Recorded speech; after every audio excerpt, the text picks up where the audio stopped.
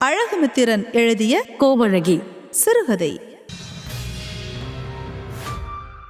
மழை பெய்து 6 மாதங்கள் ஆகிவிட்டது. மழைக்காலமான புரட்டாசியும் ஐப்பசியும் தாண்டிவிட்டது. கார்த்திகை மாதம் ஆரம்பித்து போர்த்தி கொண்டு படுக்கிற அளவிற்கு குளிரத் தொடங்கிவிட்டது.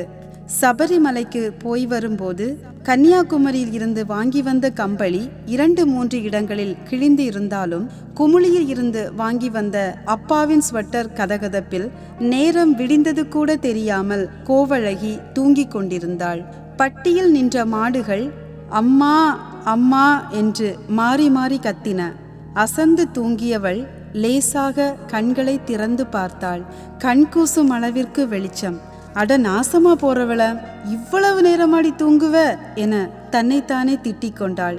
அப்படியே கம்பளியை சுற்றி வைத்துவிட்டு ஸ்வெட்டரை கழற்றி கம்பில் தொங்கவிட்டு திரும்பி பார்த்தாள். அப்பத்தா சாணியை அள்ளி வரட்டி தட்டி விட்டு வந்த கையோடு என்னடி தூக்கம் என முக அசைவில் கேட்டாள். போவாங்கிட்டு என சொல்லிக்கொண்டு பல்பொடியை எடுத்து பல் துலக்கி மூஞ்சியை பானையில் தண்ணீர் மொண்டு கழுவி உள்பாவடை தூக்கி தலையை குனிந்து கொண்டு முகத்தை துடைத்து கொண்டாள். தலையை சீவி ஜடை போட்டு கொண்டு வசீகர தோற்றம் கொண்டு மாநிறத்தையும் சிவந்த நிறத்தையும் கலந்த ஒரு நிறத்தில் அழகாக தெரிந்தாள். தீட்டப்படாத பரந்த புருவம் கொண்ட கோவழகியின் மூக்குத்தி தமிழ் பெண்களின் கலாச்சாரத்தை தாங்கி பிடித்து கொண்டு மின்னியது. உடும்பு போன்ற சிக்கென்ற உடம்பு, சில நேரங்களில் ஆண் என்ற அடையாளத்தை வெளிப்படுத்தும் பேச்சும் எதற்கும் துணிந்து நிற்கிற குணமும் இது பெண்ணில்லை என்று சொல்பவர்களின் பேச்சை நம்பும் நிலைக்கு கொண்டு போய் விடுகிறது. ஊர் பேச்சுகளை உதாசீனப்படுத்திவிட்டு பாரதி கண்ட புதுமை பெண்ணாக காட்டிலும் நாட்டிலும் நடந்து கொள்வது பலரின் கண்களுக்கு உறுத்தலாகவே தோன்றினாலும் மாடுகளை கண்காணிப்பதிலே அவளின் கடமை முடிந்து போகிறது. அவசர அவசரமாக பட்டியை திறந்தாள் கோவழகி. மாடுகள் தலையை ஆட்ட சண்டி மாடுகளின் கழுத்தில் கட்டப்பட்ட பாத்திரமணிகள் டங் டங் டங் என அடித்து கொண்டன. மாடுகள் நடக்கும்போது ஒரு இசை மேடை நகர்ந்து காட்டிற்குள் செல்வது போல் இருக்கும். ஆண்டிப்பட்டி கணவாயில் இடது பக்க மலையான அழகன் பாறை மலையில் மேய மாடுகள் புறப்பட்டு விட்டன. மயிலைபுரத்து சின்ன கருப்பு மாடு என்றால் அது அழகன்பாறை மலையில்தான் மேயும். மஞ்சக்கல் ஓடை தண்ணீர் குடித்தே பழக்கப்பட்ட இந்த மாடுகள் இப்போது கடும் கோடையாகி தண்ணீர் வற்றி போனதால் எப்போதும் வற்றாத கருப்புசாமி ஊத்துல தண்ணீர் குடிச்சுப்புட்டு மேல மாற போகும். இதுக்கு கோவழகி போகணும்னு அவசியமில்ல. ஆனாலும் கோவழகி தன்னை சிங்காரித்து கொண்டு தாருகம்பும் கையில் எடுத்துக்கொண்டு ஆடி அசைந்து மாடுகள் மலையேறி 1 மணி நேரத்துக்கு பிறகு போவாள். தூக்குச்சட்டியில் அப்பத்தாவுடன் சண்டை போட்டு பழைய சாதத்தை எடுத்து கொஞ்சம் தயிரும் விட்டு 5 பச்சை மிளகாயையும் 3 சின்ன வெங்காயத்தையும் போட்டு சட்டியை மூடுவாள். அட கூறு கட்டவள, பச்சை மிளகாய் அதிகம் சாப்பிடாதேன்னு எத்தனை தடவை சொல்றது கிறுக்கு என்று எதையோ சொல்ல வரும் அப்பத்தா. நாய, அதுதான் உனக்கு ரோசமும் கோபமும் குறையவே மாட்டேங்குது. வாக்கப்பட்டு போற இடத்துலையும் அதே புத்தி தாண்டி வரும் ஆக்கங்கட்டவள என அப்பத்தா வைவதை கண்டு கொள்ளாமல் சோத்து சட்டியை தூக்கி கிளம்பி விடுவாள் கோவழகி. மயிலைபுரத்து பெண்களுக்கு எல்லாம் கோவழகியை பார்த்தால் ஒரு பொறாமையும் கோபமும் ஒட்டி கொள்ளும். ஆண்கள் எல்லாம் ஆத்தா ஆத்தா என அன்பு பொழிவர். அதற்கு காரணம் அவள் வெடுக்கு வெடுக்கு என பேசும் பேச்சுதான். ஊர்ல எந்த பொம்பளையாவது காட்டு பக்கம் அரசல் புரசலா தெரிந்தவர் கூட திரிந்ததாக தெரிந்தால் சொல்ல வேண்டியவர்களிடம் சொல்லுவதோடு இவளும் அவளுகளை அந்த இடத்தில் பார்த்து சி நாய, என்னத்துக்கு அலைகிற, இருக்கிறவனுக்கு பத்தாது, ரொம்ப கொழுப்பு, திங்கிறத குறை. கருப்பசாமி கோயில கடா வெட்டுனா 1 கிலோ கறிக்கு மேல தின்னுபிடுதிக. அந்த கொழுப்பு சுத்த தானே செய்யும். வயல்ல வேலை செஞ்சு களைச்சி போய் களைப்பு தீர சாராயம் குடிச்சு சாஞ்சி புட்டா கொழுப்படுத்தவ நீங்க சின்ன பயல்களை தேடி பிடுதிக. உங்களையெல்லாம் மொட்டையடிச்சு பட்டியில் கட்டி போட்டு வெட்ட வெயில பட்டினி போட்டா சரசரன்னு கொழுப்பு உருகி அண்ட அடங்கி கிடப்பாளுக என திட்டுவாள். அதனால் ஆண்களுக்கு இவள் காவல் தெய்வம். மாடுகளை மஞ்சக்கல் ஓடைக்கு மேயவிட்டு குளுதானி பாறையில் நின்று கொள்வாள். சின்ன கருப்புக்கு ஆம்பளை இல்லாத குறையை தீர்த்த மீனாட்சி. சின்ன கருப்பும் எப்போதும் மகளை மீனாட்சி என்றே அழைப்பார். மகளை எப்படியாவது கட்டி கொடுத்து விட வேண்டும் என்று குமுளிமலை ஏலக்காய் தோட்டத்துக்கு வேலைக்கு போய்விடுவார் சின்ன கருப்பு. இப்போதும் வேலைக்கு போய் 1 வாரம் ஆகிவிட்டது. தன் தாய் துணைக்கு இருப்பதால் பயமில்லாமல் 10 நாட்கள் கூட தங்கித்தான் வீட்டிற்கு வருவார். எத்தனையோ வரன் பார்த்து விட்டார், ஒன்றும் வேலைக்கு ஆகவில்லை. ஊரில் விசாரிக்கும் போது அது பெண்ணே இல்லை, அதுகிட்ட ஆம்பளை தன்மை தான் இருக்கு.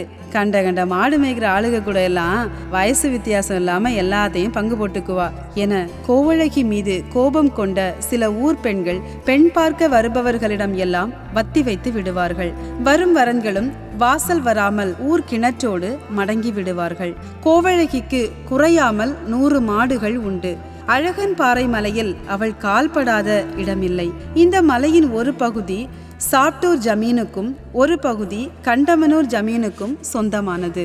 பன்றிகளும் உடும்புகளும் மான்களும் சென்னாய்களும் அதிகமுள்ள இந்த மலையில் சிறுத்தைகள் அதிகம் உண்டு. வேறு பட்டியில் உள்ள மாடுகளை கூட சிறுத்தை அடித்ததுண்டு. ஆனால் கோவழகி மாடுகளை சிறுத்தைகள் அண்டியதே கிடையாது. இவளின் மாடு கூட்டத்தில் சண்டி மாடுகள் அதிகம். அவைகள் அரணாக நிற்க மற்ற மாடுகள் உடன் மேயும். இவளும் மாடுகளை மேயவிட்டு மரத்திலோ பாறையிலோ ஏறியிருந்து காவல் காப்பாள்.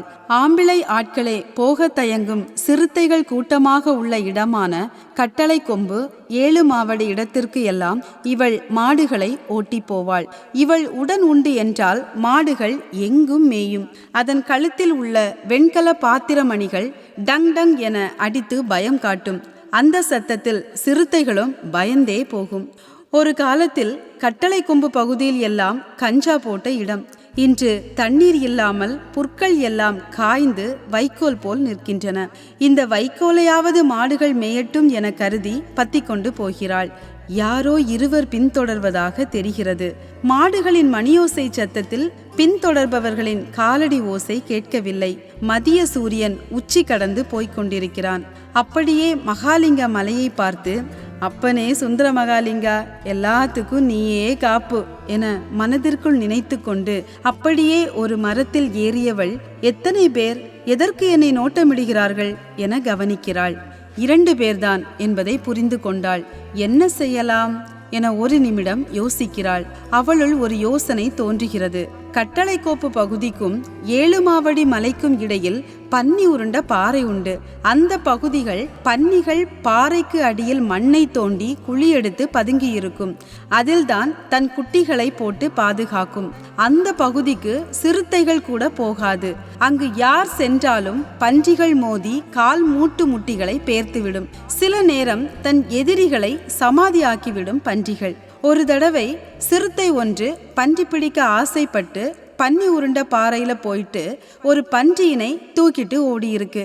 ஒரு 10 பன்னிகள் ஒன்று சேர்ந்து மூக்கால குத்தி கிழிச்சு சாச்சு கொன்னே போட்டுதுக. அதுக்கு பிறகு யாரும் பன்றி உருண்ட பாறை பக்கம் போகிறதே இல்லை. ஏதோ நோக்கத்தில் தான் வந்திருக்கிறார்கள். 2 பேரும் முரட்டு ஆணாக இருக்கிறார்கள். எதிர்த்து நின்றால் எதுவும் நடக்கலாம் என யோசித்தவள் தாறு கம்பை எடுத்துக்கொண்டு பன்னி உருண்ட பாறை நோக்கி நடந்தாள். அவர்களும் நடந்தனர். வேகத்தை கூட்டினாள். இருவர் கையிலும் கம்புகள். பன்னி உருண்ட பாறையில் 5-6 பன்னி கூடுகள் உண்டு. கோவழகி எதுவும் வரட்டும் என பன்றி கூடுகள் நோக்கி ஓடினாள். அவர்களும் துரத்தினர். பாறையின் மீது ஓடி ஏறினாள். மாட்டிக்கொண்டாள் என இருவரும் அவளை பார்த்து, கரும்பு திங்க கூலி தந்தாங்க, நீ பெரிய பத்தினியாமே, ஊரு பொம்பளைங்க யாரையும் பார்க்க கூடாதோ? இப்ப நாங்க பெண் சுகம் பார்க்க போறோம். இல்ல உனக்கு ஆம்பளை சுகம் எப்படிங்கிறத காட்ட போறோம் பாருடி என கபடி வீரர்கள் போல காலை அகட்டி வைத்து கொண்டு கையில் இருந்த கம்பை கீழே போட்டுவிட்டு கையை விரித்து அவளை பிடிக்க முயன்றனர். நடக்கப் போவது தெரியாமல் கோவழகி தன்னிடமிருந்த தாறு கம்பால் பன்றி கூட்டின் மேல் ஓங்கி ஓங்கி அடித்தாள்.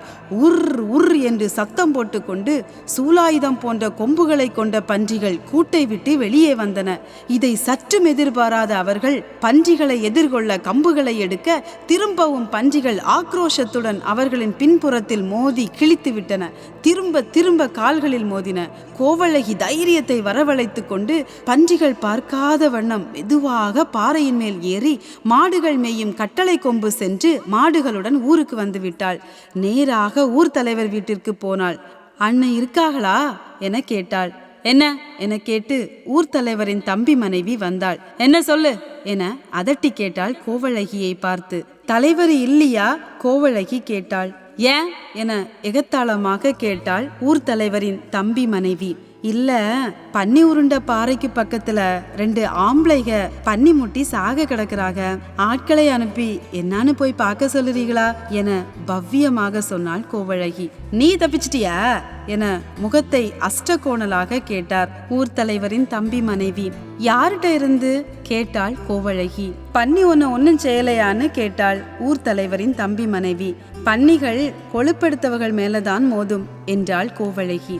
அவள் கேட்ட கேள்வியில் இருந்தே சரிதான், கருப்புசாமி கோவில்ல கடா வெட்டும் போது தலைவர்கிட்ட நான் கோயிலுக்கு வரல, எனக்கு வீட்டுக்கு தூரம்னு சொல்லி வீட்டுல இருந்து கொண்டு பக்கத்து ஒரு பசங்க கூட பச்சை தேகத்தை பங்கு போட இருந்த இவளை கருப்புசாமி தான் கோவழகி மூலமா கையும் களவுமா பிடிச்சு நாக்க பிடுங்குற மாதிரி 4 கேள்வி கேட்க வைத்தார். அவள் அன்று காலில் விழுந்ததால் ஆம்பிளைகளிடம் சொல்லாமல் விட்டுவிட்டாள். அதற்கு பழி வாங்கத்தான் இப்ப ஆள் அனுப்பியிருக்கா இந்த செருக்கிமவ என்பதை புரிந்து கொண்டாள் கோவழகி. அங்கிருந்து திருப்பி மாடுகளை பத்தி கொண்டு நடந்தவள் காமத்தின் வேகத்தில் கண்மண் மறந்து விடுவார்களோ என நினைத்தவாறு தூரத்தில் இருக்கும் மகாலிங்க மலையை பார்த்தாள். கடும் கோடையிலும் காடு பசுமையாகவே அதன் கன்னித்தன்மையோடு காட்சி தந்தது. அழகுமித்திரன் எழுதிய கோவழகி சிறுகதை கேட்டீர்கள். வழங்கியவர் ஷீபா செலின் மேரி.